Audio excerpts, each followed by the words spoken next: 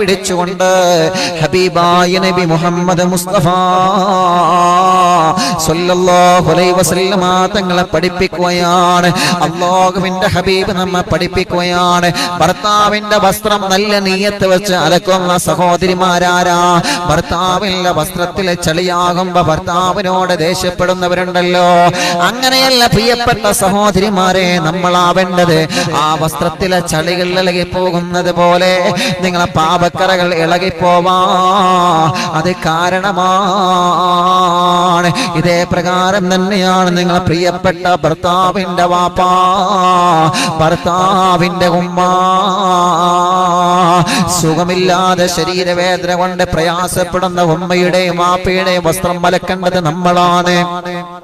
നമുക്ക് തിരിച്ചു ചോദിക്കാം, ഉസ്താദേ അത് എനിക്ക് നിർബന്ധമുള്ള കാര്യമല്ലല്ലോ, ഞാൻ എന്റെ ഭർത്താവിനല്ലേ ഖിദ്മത്ത് എടുക്കേണ്ടതെന്ന്